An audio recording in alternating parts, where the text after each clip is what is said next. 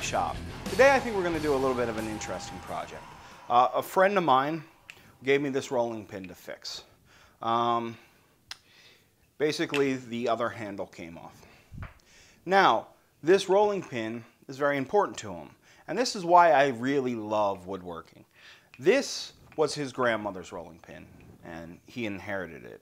Spent a lot of time making stuff with his grandmother using this rolling pin, and there are a lot of fine memories with this rolling pin. So that's the nice thing about woodworking, is we're going to make something that hopefully will be passed down through generations, but not only have like a physical meaning, but there's emotion tied to it, and you just can't beat that. That maybe something I make will outlive me and be passed down through the generations to follow me.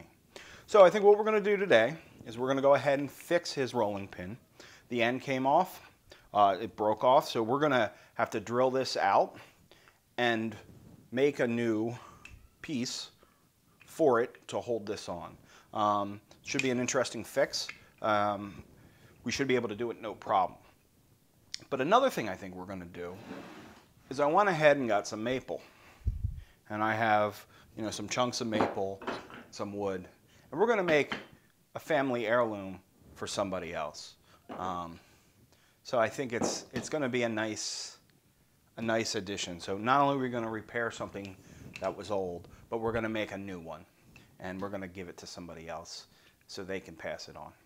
So let's get started. We're going to figure out, and I need a way to protect this as I drill out the broken waste in this hole. So let's get started. The peg that went in here and held that handle on broke, snapped right here. I have to get this waste wood out so I can put the new peg in, right? So I'm going to start by drilling with a smaller diameter hole and eventually working my way up to a Forstner bit, hopefully over at the drill press, to drill out to the right size. Now, I'm going to take this drill and remove most of the waste. Mike, you might want to look away at this part.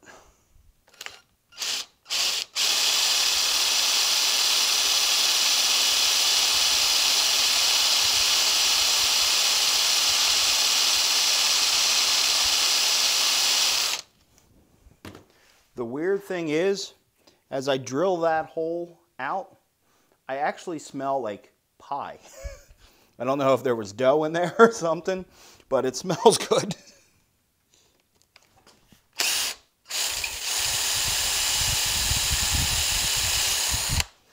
And we're through. So, not bad. That worked pretty good. I'll grab a slightly larger bit and do it again. Okay, so I got a slightly bigger drill bit. Now this is actually coming out better than I thought. I thought I was going to have a little issue here. What I want to do is try to chip off this remaining piece on the edge here, and then I'll go in with the Forstner bit and drill it out to the proper dimensions.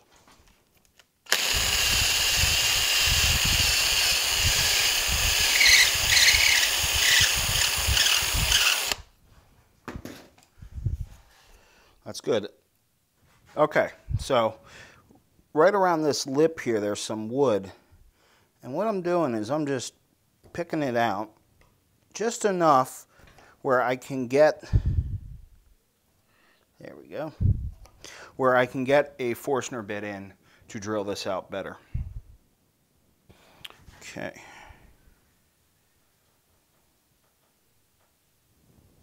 Half an inch hole. Okay, slightly larger, but I don't have a Forstner bit that fits this hole correctly. Half inch is a little small, but it's really coming apart pretty easily. So I'm going to keep working at it with this bit, and I should be able to go ahead and get that to really come out. It's coming out pretty easily. It's been in there for quite some time, so the glue is not really holding all that well. The fact that the majority of the material is gone. So I'm just going to go and kind of ream it out with this drill. It should be no problem.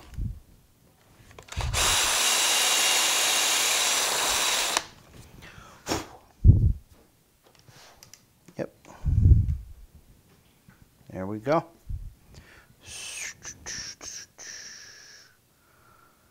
Right, and now that new hole inside the old hole is a 1/2 inch. So the new peg will go right in there. We're talking a slight little bit.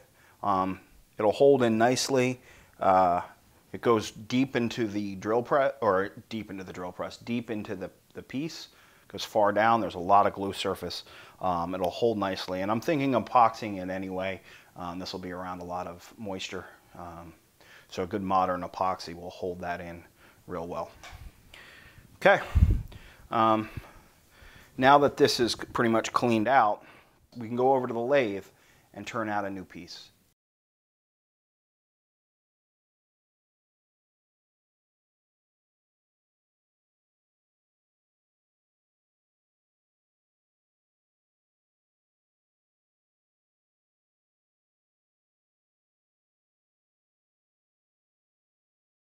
We are going to make the peg that'll hold this into the pin.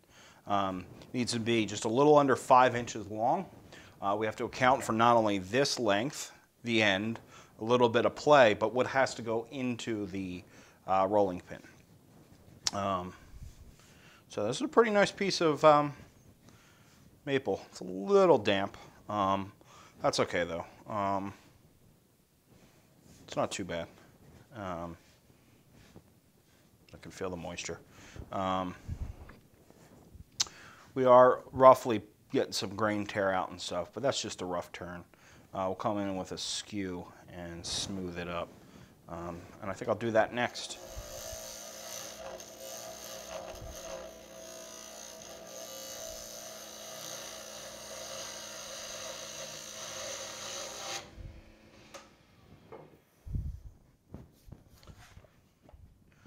Okay, so now that we have this, I'm going to lay it out.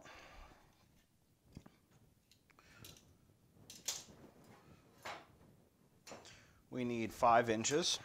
All right, so come here and there. Give it a little more room. So if you look here, right, we have a nub that holds the handle on. Then we have a shaft that is a 1/2 inch. It goes from here, let's turn it that way, right, and then into the wood. So we're going to go ahead and bring this down some more to the diameter of this, which is it's 5/8. I'll go a little bigger than that, but we'll bring this down. Bring the tool rest back down. I switched over to my carbide.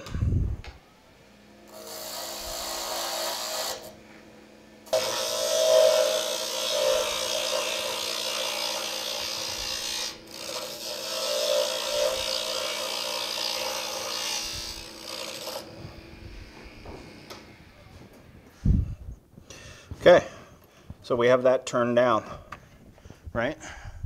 And we're going to go ahead and mark everything out, right? We are going to go, there will be the tip, and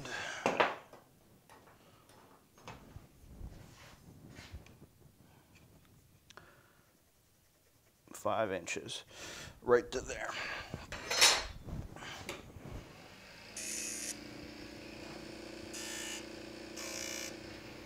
Okay. So we're going to turn this down to a 1/2 inch. And what I'm going to do is we're going to turn it down, and then I'm going to use this tool to give us an exact diameter. It is a wrench. Let me turn this off. It's a wrench. It works really good. It's turned into a cutting edge. If you want to see how to make these, Captain Eddie Caslin on YouTube, he has excellent videos about wood turning. I suggest everybody watch them, but he really goes into detail on how to make these. So watch his video. It's really good. I get a lot of stuff from him. I'm going to start buying my carbide tools through him, and I also got my lathe sharpening jig, the Black Magic. That's the video guy in me coming out. The Blackhawk jig works amazing. And it's the cheapest one out there. It's really good, and he builds them himself. They're good quality. He makes them down in Louisiana, so really look into them. EddieCaslin.com or .net, one of the two. I'll put it in the show notes. So I'm going to turn that down to slightly bigger than a 1/2 inch, and then we'll use that tool.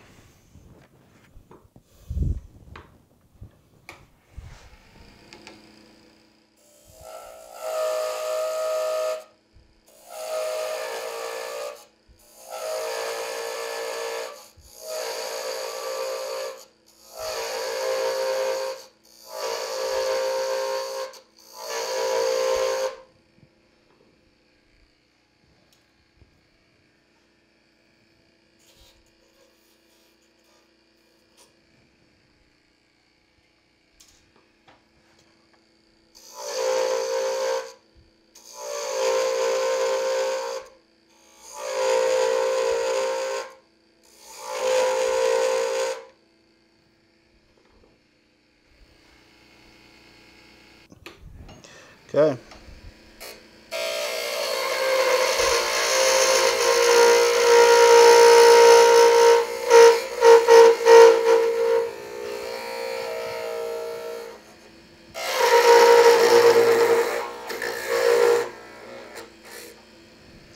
So when you use the tool, right, it'll get it down to the right.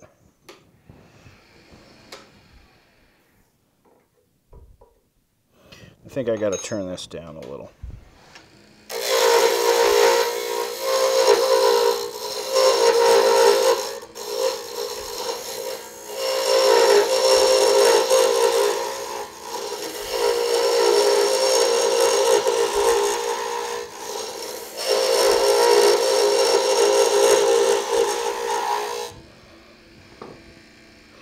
Okay.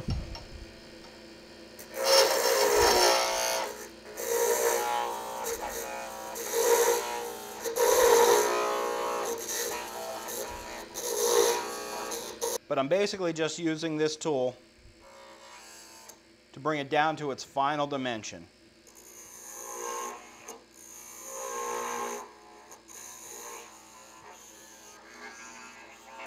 Right?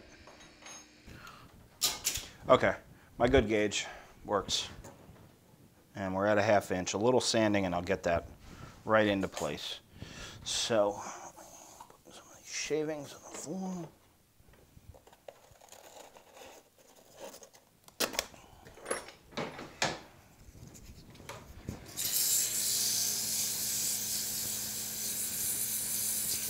Okay.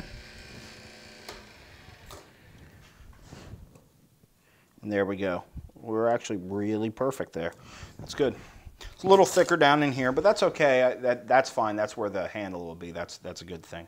So I'm going to go ahead and turn down the rest of this. Dimension doesn't matter here. It matters here. This is what goes into the hole.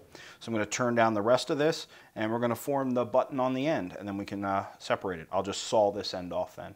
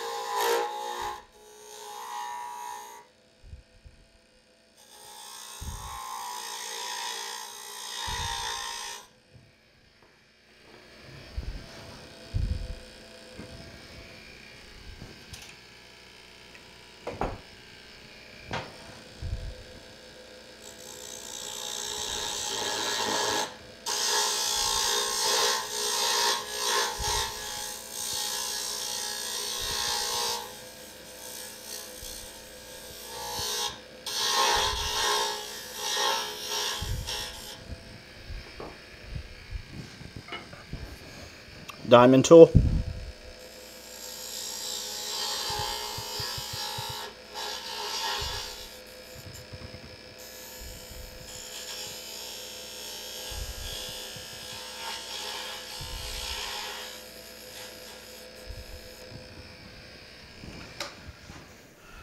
Okay.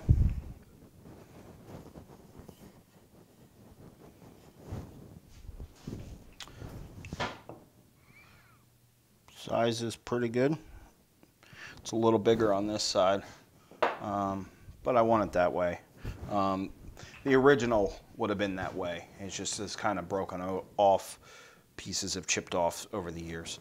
But I want it to hold that on. I don't want it to come apart. So I'll just grab some sandpaper here. Oh, wrong drawer.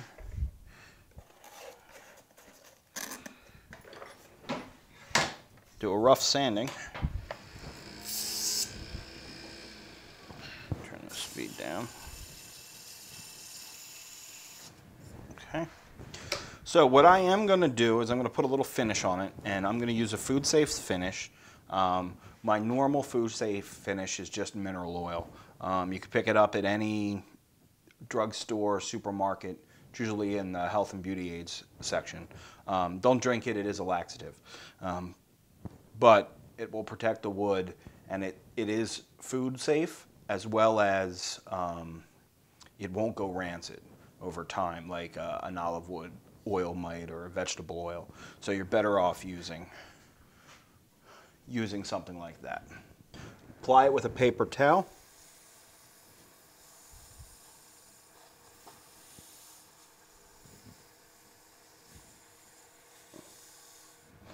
All right.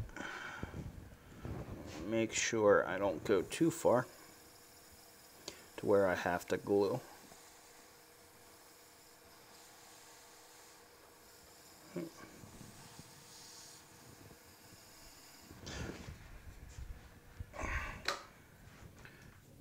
Now that'll protect the wood, but we're still clear down here to glue up, right? Good. So I'm going to go ahead and part that off.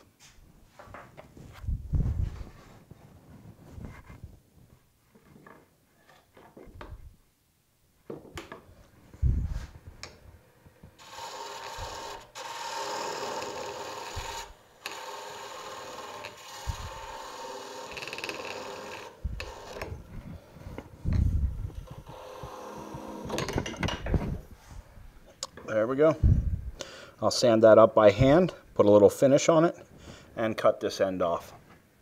So I'm just mixing up some epoxy. Don't need a whole lot. Make sure it's mixed real good. Okay. And I'm going to apply it right into the hole. Right? Go. Down there. Good. And I'm going to put a little bit on the peg.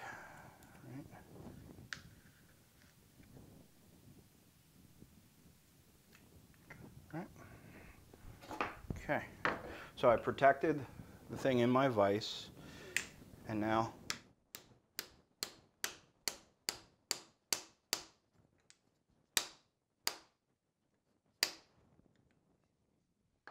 hammer it home. Now,